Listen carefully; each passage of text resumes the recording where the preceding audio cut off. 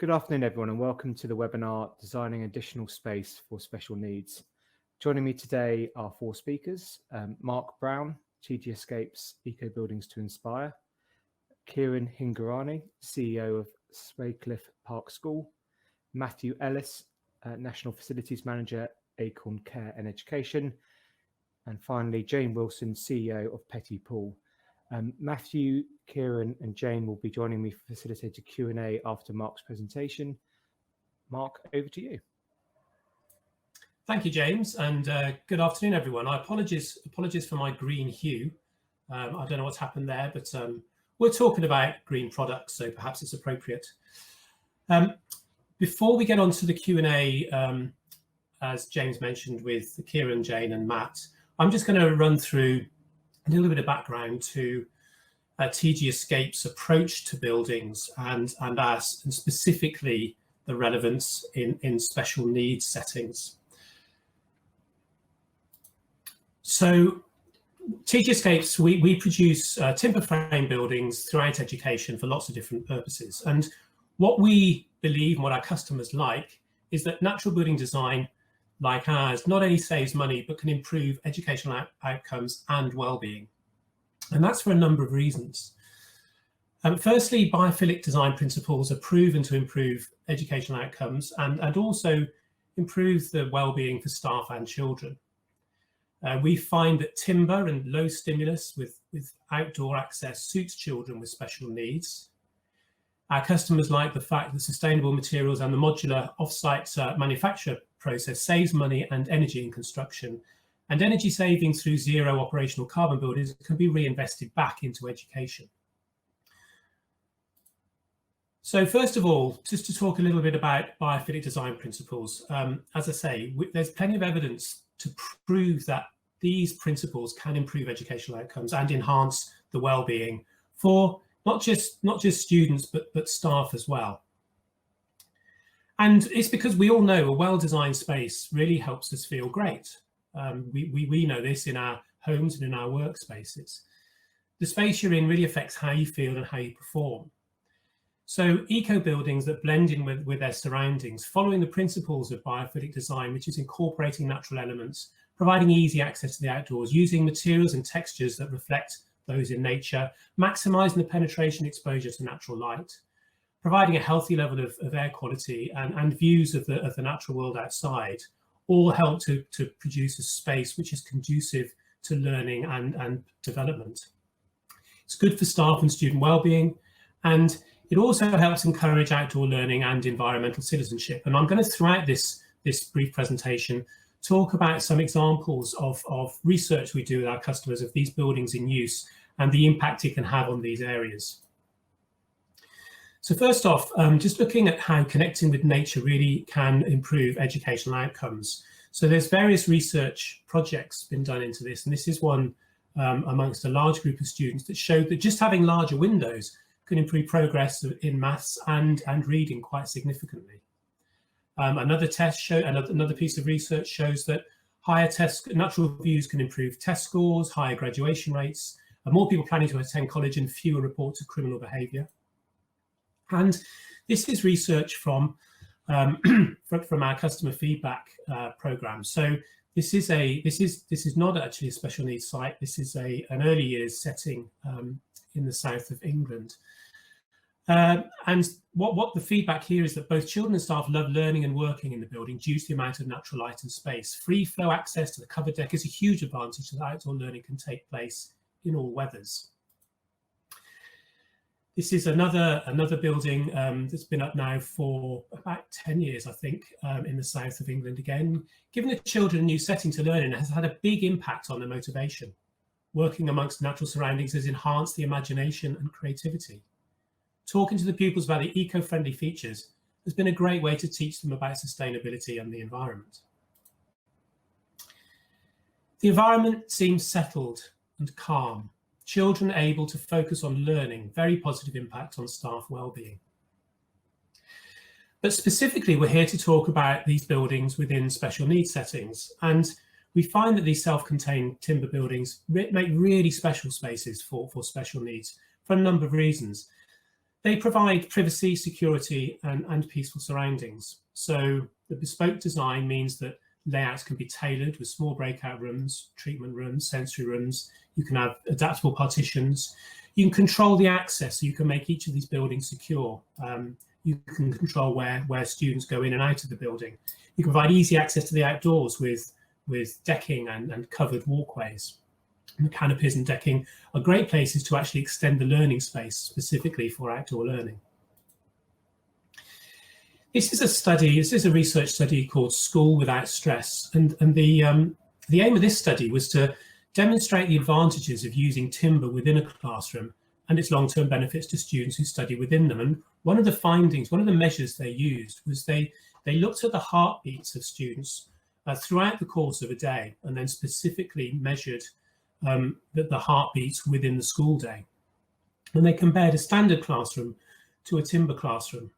And what they found was that amongst their sample, that those in the timber classroom, there were over 8,000 heartbeats less per day. So the people using the room were calmer, they were more able to concentrate, and overall that's got to be good for well-being all around. We also know that connecting with nature enhances personal development. This is another study, it's quite an old study from 2007. It showed that children exposed to nature scored higher on concentration and self-discipline, improved awareness, reasoning and observational skills, were better at reading, writing, maths, science and social studies, and better at working in teams, and overall showed improved behaviour. And to quote Andrew Coley, a lecturer in special education, giving SEN students that feeling of space and the sensory stimulation that comes with being outdoors is absolutely vital. So again, coming back to our customer research, we've seen a big improvement of their behaviour, and they are much calmer, something that we think might be due to the natural light they have, which was not available in the previous room. This is a special needs setting at Rosendale. Our pupils feel valued and like the roominess and light of their new learning space. The Cedar building also has a warmth that is hard to put into words, but basically they feel comfortable. It's such a calming environment, and I've noticed that the students are much calmer and more engaged. They like the structure of the room. Low stimulus really works for our autistic learners. It's a great looking building and fits into the woodland environment with ease. The teaching space is fantastic and really well designed. The hot and cold air conditioning benefits our students in all conditions. It has a great feeling of space and is light and airy, giving our students a calming space to learn. You'll hear more from Jane at Petty Pool in the Q&A later. This is a building specifically for special needs on a primary school. We need to provide an extra space for our children who have particular needs, enabling us to withdraw these children for short periods and then reintegrate them into class. The additional space will ease the load on our present accommodation and provide opportunities for greater small group working. So I talked about the natural design of the buildings and how they can specifically benefit in special needs settings. But there are other benefits to this style of building design as well, which I'll just touch on before going to the Q&A. First is that these buildings can go up more quickly than traditional construction. So the speedy offsite construction using the sustainable materials actually saves you time and it saves energy. So if you look at a traditional classroom build throughout the stages, the difference really with a sectional modular build as this is, as opposed to the volumetric modular buildings that you might be familiar with as well. This is a modular process that we use here. So part of the fabric is constructed off-site and then it's assembled on site. So what you can see here is that when we're undertaking the site preparation and groundwork, we're also underway with the frame construction and manufacturing the components of the building. So they can all be brought onto site securely. They can be kept in the factory to be kept dry until they're needed. They're assembled on site more quickly, and that means that the time on site is much less. There's less energy in transportation and wastage, and also there's less disruption to the educational site itself because it can be contained more easily because deliveries can be managed much more in a much more controlled way, and the site can be cordoned off effectively. And timber is fantastic as a construction material. You know, it's the oldest construction material known to man.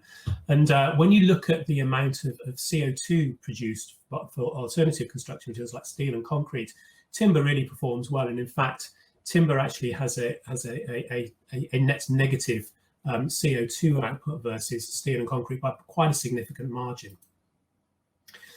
And if you look over the course of the carbon life cycle, if you like, comparing timber to concrete, we can see that timber, even if at the end of its life you burn it to reclaim the energy, it performs significantly better than concrete by a factor of 10 almost. And obviously a lot of that timber can be recycled and reused. And you know, it's also important to remember that timber is less polluting than alternatives. So less polluting to water, obviously less fossil fuel consumption, and less potential for creating smog versus concrete and steel. So we're on a path as a business to net zero. We're doing that by use of timber and the carbon store effect, removing concrete wherever we can through using helical piles. We have a fabric first approach to make sure that the fabric we're using in the building is highly energy efficient and from sustainable sources. Use of renewables to provide power and heat where we can with solar, PV and air source heat pumps. Replacing all carbon intensive products and producing a really high air tightness. And that allows the delivery of buildings that are zero carbon in the building life cycle. We also have a carbon offsetting, well, this is a tree planting program primarily designed really to engage students in sustainability and the environment, but it also has the benefit of offsetting a proportion of the carbon created through the building, through the construction of these buildings. In this particular a scheme that we provide for our customers, we provide them with trees that the students can go and track and chat to, so they really get to understand the importance of trees on the environment and actually the importance of this scheme on the farmers and their families who are sustained through this programme. Important to remember that in commercial buildings, the actual energy used in construction is a relatively small part of the overall energy of the building use.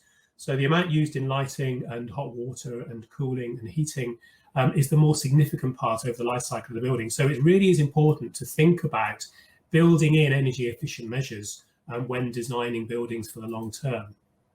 And this is a study that's been done partly with Passive House Trust and Ruth Butler Architects.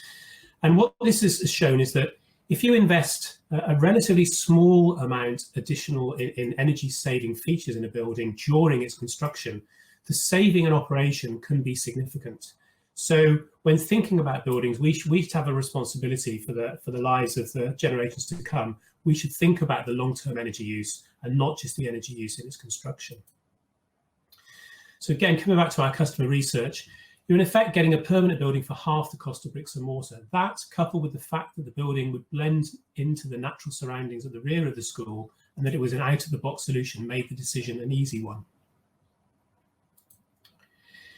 And these energy efficient features that I mentioned really help reduce running costs. That's the use of smart lighting, solar PV, sun pipes, living roofs that can help water run off, adaptive ventilation, air source heating and hot water.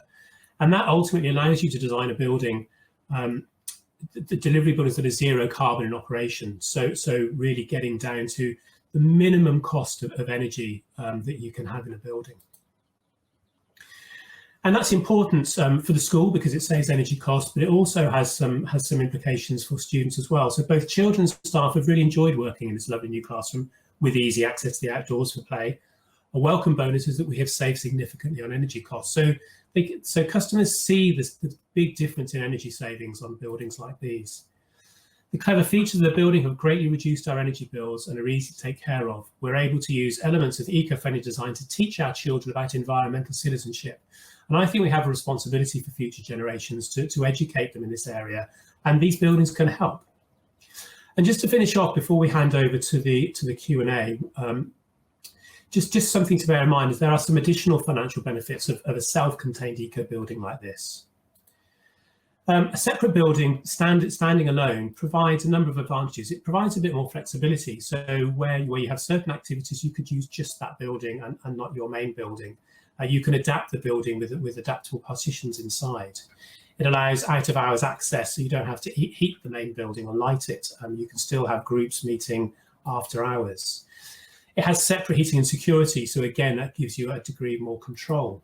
And also, using the building can avoid disruption in other parts of the school. So a lot of our buildings are used for teacher training, for example, so that teachers from other sites can come in and be trained without disrupting the main school. And you can also generate additional revenue from training, community groups, early years provision, meeting space, and hiring out these buildings. And it can provide access to new grants, like grants for training or sports. And also, just to make the point that as a business, we've always felt it important to provide a free design service, so that if you have a building in mind, we can create the plans and designs for you, which not only allows you to see how the building is going to feel when it's finished, but it also helps to support any funding bids at no cost. So just to sum up, really, TG Escapes, we have an educational mission, which we want to invest in the future of our children and society and the planet by providing education with buildings that connect to nature, improving educational outcomes and mental well-being. They help save energy, so energy costs are reallocated to education. They're cheaper and quicker and less disruptive to build. And we're planting forests on behalf of our customers to engage students in sustainability and to offset a proportion of their carbon footprint. And we're working towards being a net zero company as soon as feasibly possible.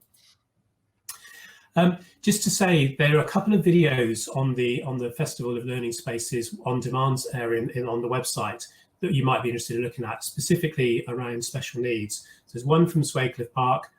Kieran will be joining us in a minute for the Q&A. They have a performing arts studio up at the moment. They're about to have a second building. And a second one, the Shires at Oakham, where they have a building with classrooms and treatment rooms that you might also be interested in watching. So that's enough from me. I think the best way to really understand the impact of these buildings on special needs settings is to hear from the people that are using them day in, day out. So I'd like to say a really big thank you to Kieran, Jane and Matt for joining us today. And James is going to chair a Q&A with them. Thanks very much. Thank you, Mark. So I also wanted to take this opportunity actually to thank the TG Escapes team, because without their support, this festival and a lot of other things that we do as a business wouldn't be able to take place. And Matt Gill and his team have supported Education Estates and the festival for many years now, and we're very appreciative of the support they give. And any of the videos that you would like to see, I'll post, but they're all available on the website. And there's sort of about 10 or 12 on-demand videos to watch. So we've got the three sort of panelists up here. So welcome, hi. So this sort of part is a sort of a Q&A facilitated by myself, and the panelists are very happy to sort of take questions after sort of 5 questions that I have for them. So before asking each one of them, don't worry, it's not question time. It's so to set the context, our guest panelists all needed extra space, and their buildings were completed or designs finalised pre-COVID. Swaycliffe Park School have one eco building in use for performing arts and one currently in planning to build breakout spaces. Firstly, could you introduce yourselves and very briefly and talk us a little bit about your settings, and then I will then sort of go into asking some questions from my perspective. So Kieran, if you could go first. Yes, indeed. Good afternoon, everyone, and I hope everybody can hear me nice and clearly. Thanks to Mark and the team for inviting us to participate in this. It's my first webinar, so very exciting. So Swaycliffe Park School, set in lovely Oxfordshire countryside.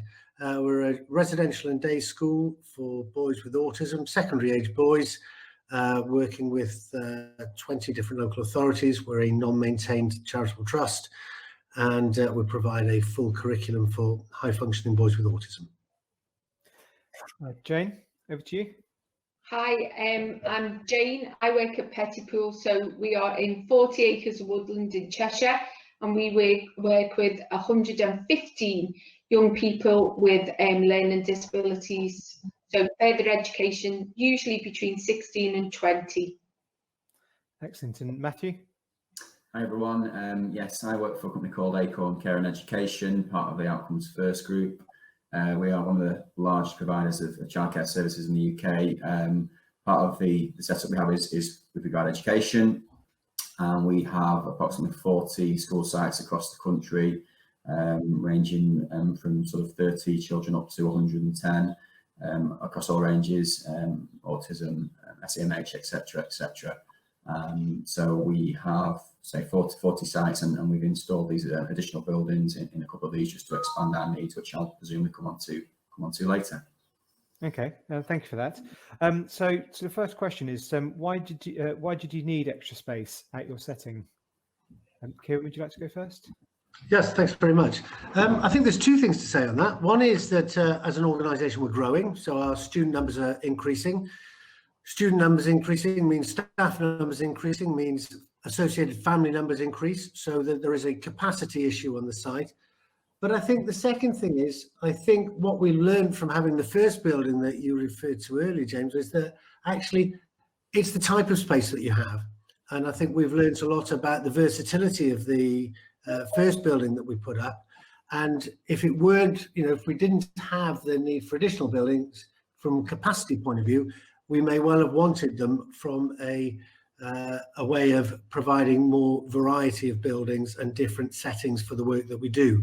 So a different use of buildings and additional capacity for students, families and staff. Okay, so thank you. And James, in terms of so why did you need sort of extra space at your setting? Same as Kieran's, we were oversubscribed. So we went from 80 to 115 within a couple of years, and the cohort of our young people was changing. So there was a lot more mobility issues, and we wanted to address some of the issues around that as well, to make sure that the site was accessible as possible. But again, with Kieran, it's always about ongoing replacing of facilities, and that was part of it as well. Matthew, over to you. Pretty much echo the thoughts there, Kieran and Jane. Really, as a business, we are growing, which is good, taking on additional pupil numbers, etc.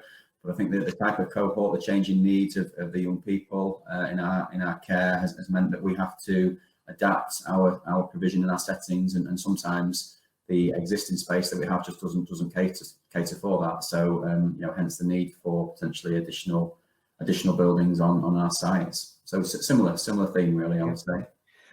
So to the next question, and we seem to have lost Kieran's video, but I think we should hopefully still be able to hear him. Did you consider extending your existing space, or was a self-contained new building your only option? So I'm going to start with you on that one, Matthew, actually. And I'm changing the running order of what we sort of said, but I'll start with you. That's absolutely fine. So typically our sites quite often are turn of the century, 20th century sort of gentry houses, as you may call them, often listed, quite often sit in conservation areas. They are challenging in their layout sometimes, difficult to amend, difficult to alter potentially. And so I think sometimes we just sort of run out of space with what we already have. So we have considered extending within the space. Sometimes that's been possible, but sometimes not. And I think having these buildings on our sites has proved really beneficial. They sit within the landscapes, as mentioned there by Mark. They blend into the landscapes, particularly within listed buildings, which is very challenging sometimes. But with the timber clad, the sedum roofs that we've put on, I think they blend into the background very nicely. And from a planning perspective, I think the type of building that it is has helped when we've gone for planning. So yeah, they suit both our need and also the sites in particular, which is great. Brilliant, thank you, Jane. So same question before. Yeah, we sort of considered all the adaptations that we could do in our existing buildings. And I said that we have 40 acres, none of it was flat, and a lot of it is woodland that we can't expand into. So we did go to the self-contained building, but also in terms of looking at the space that we utilised on site, how we use that. And a big part of the way that we wanted to design the site was to provide a focus point at the entrance. You know, the current buildings were quite far back. This new building is now right at the entrance, so it's our reception area as well. So that was why we went for the standalone building. Okay, Kieran, I've just turned off your camera because you were quite a large Minecraft image on I think on screen. So hopefully you can still hear us. So sort of, did you consider extending your space? I can still hear you. Excellent. Also, self-contained new building, your kind of your only option. It turned out to be probably the only option. However, when we look at it, it's actually the best option to go for a self-contained building. Our school buildings are quite cramped in a portion of the land that we have, and actually separating some of the buildings out and giving a little bit of space and room for manoeuvre is actually a very beneficial thing, rather than everybody being on top of each other all of the time. So having a few yards to walk from one place to another, just to put a little bit of separation between some of the rooms, a bit of separation between some of the students, is actually a very, very helpful and healthy thing for us to be able to do. And the design of the buildings allows us to do that, feeling confident about supervision and the safeguarding issues that we all need to consider when we're thinking about the design of our school layout. Absolutely. And so on to the next question, Jen, I'm going to start with you sort of on this one. So what were your key considerations when selecting the building type? You know, for example, price, materials, sort of speed, design, natural light, sort of flexibility, access to the outdoors, those sort of things. So what were your kind of key considerations for you? All of that really, because we are in the woodland setting, you know, we wanted to make sure it was in keeping with our environment. We really liked the use of the outdoor space and allowing those breakout areas and bringing the sort of natural environment in. Cost was a consideration. Obviously, we're a charity. We had to fundraise a lot of the costs, and that fixed cost that we knew exactly where the project was going to be. In terms, the other advantage as well was the time that it would take when we started looking at how it would look. When you looked at that difference in the project timescales of a year of disruption as opposed to 6 months, that was a key consideration, because obviously you're sort of running this operation with your day-to-day operation as well. Okay, excellent. Thank you, Kieran. So what were your sort of key considerations? I think obviously the same ones that have been mentioned, but also I'd like to pick up on a lot of the information in the video, which was about sustainability. And we're obviously all very keen to make sure that we're using products that are ethically sourced, we're mindful of the energy use and not just the build cost, but the ongoing maintenance costs. We're a charitable trust, but also we've got that wider remit and sort of moral dimension to our buildings about how energy efficient we can be, and using that as a way of, you know, getting talking points around how we develop the site in the future. And then that becomes part of our curriculum and part of our whole school thinking about actually as an organization, what's our impact in sustainability terms on the earth, and how do we make sure that we do the best job we possibly can as far as that. In addition to that, we have a very short time scale to get these buildings up and running and functional, and this solution is going to do that for us very, very nicely in a way that's very sympathetic with the environment. And that's a really interesting point about the sustainability aspect, and increasingly children and sort of pupils are expecting it and, you know, want it. I mean, my daughter is an eco champion at school, and, you know, and there's sort of many others as well. So it's something that actually the learners and the pupils of today and tomorrow expect from their schools, and you know, kind of and are wanting, because, you know, they more than ever sort of know the desire to save this planet, and, you know, ultimately they're in the future, and the generations that go ahead of that are the ones that need to sort of do. So over to you, Matthew, in terms of your what were your sort of key considerations when selecting sort of building type? Yeah, I think I'd echo what's been said there. You know, the timeframes actually on site is really crucial. You know, often get a 6-week window during the summer, and to try and get as much done in that time is really useful for obvious reasons. The eco side of it, I think the first building we did with you guys, I think sort of 5 years ago, the eco side was probably a bit of a bonus and a benefit, but as we've grown as an organisation, we've become more aware of our carbon footprint, and I think, you know, with the additional buildings that we've done, we've sort of integrated more and more the eco aspect, ceiling roofs, and you know, we're looking at you know, photovoltaic systems, etc. So, and I think that we'll continue to do that. So we're much more aware of that aspect. I think also for us in particular, the types of site we have are quite compact and quite enclosed, and so access to a specific site is sometimes challenging, and therefore the fact that you know, the buildings sort of arrive on smaller wagons, if you like, it's a practical element, but it's really you know, beneficial, because we just can't access some of our particular sites with big wagons that you might typically expect for normal build. So but for us, that's an added benefit, that you know, we can keep the build site really compact and tight, and safe, with the added benefit of the short time on site. That's just you know, it really works for us. So yeah, I think those are the key considerations, along with the usual sort of price, etc. Excellent, thank you. And in terms of what impact has your building had for your students and staff? Probably was sort of one of the biggest questions, actually, because ultimately we build these buildings and design them for the learners and sort of their experience, and getting them to the best out of their learning experience. So Jane, over to you. What impact has your sort of building had on your students and your staff, really? They all absolutely love it. There's a bit of a sort of discussion about who's in there, and you know, we'd all like to be in this building because it's so wonderful. Our students really value it. I think that's been an incredible thing for everybody, from the staff, the parents, all our local authority commissioners, that they realise that that's the quality of our education, that's our vision for the future, and the standard that we want to operate in. Our students have found it a really calming environment.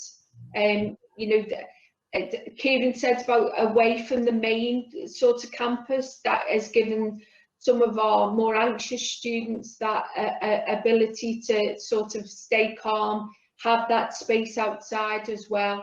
And again, the staff just find it such an easy way.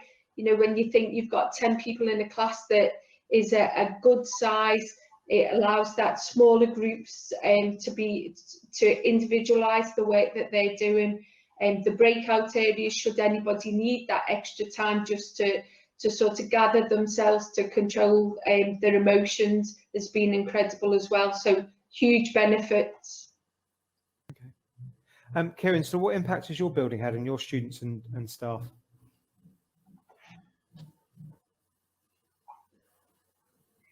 Are you there, Kieran, still? Hello? No. Oh, hi there. Yes, sorry, my connection dropped out a bit, so sorry, I missed a lot of what Jane said there, but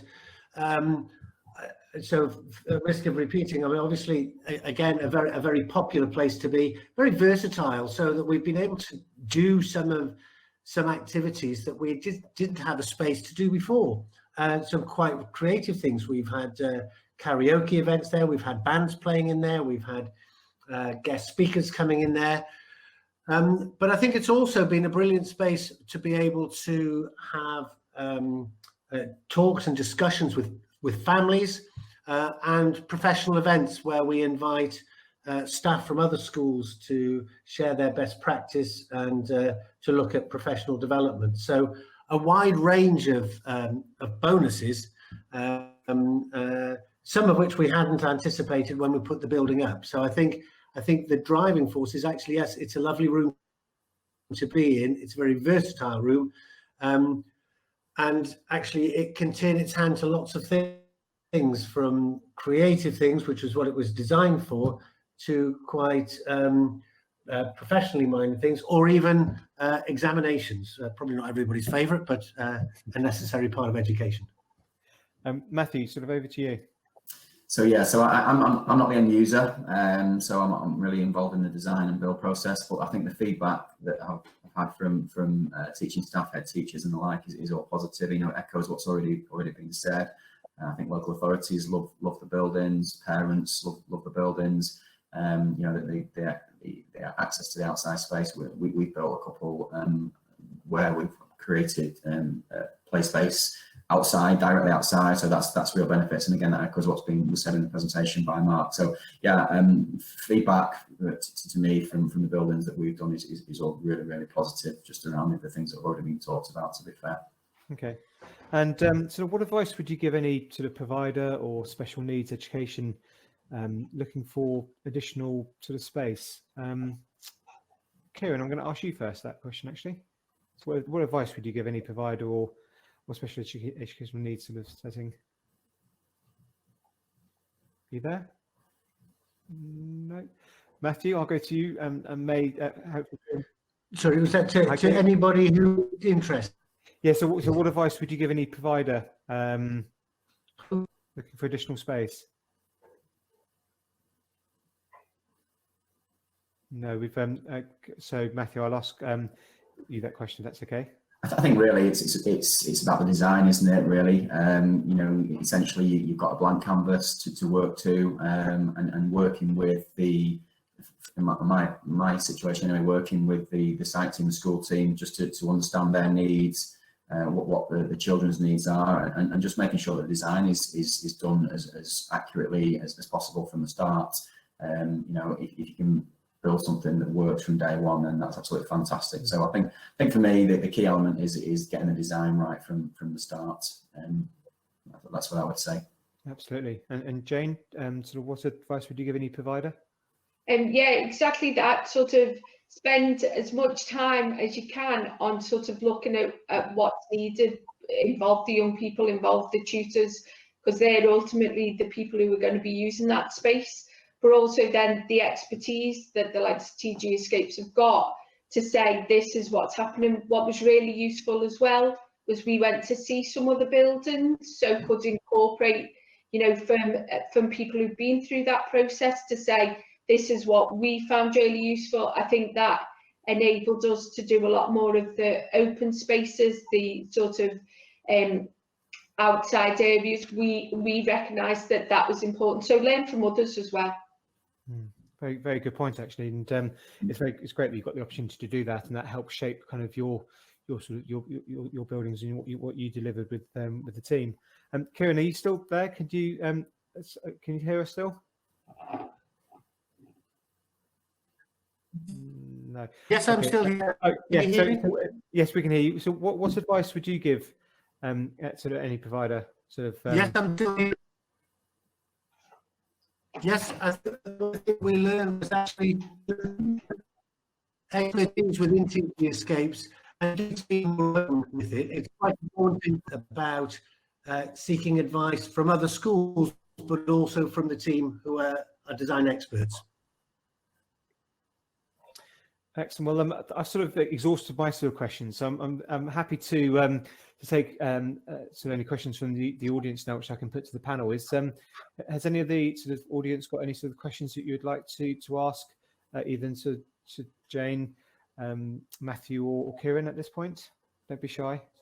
I think we've got a very shy audience because all of that I've asked all the sort of the key questions that they would have asked anyway. So at that point, I would like to thank you, the three of you, for your time and input in today.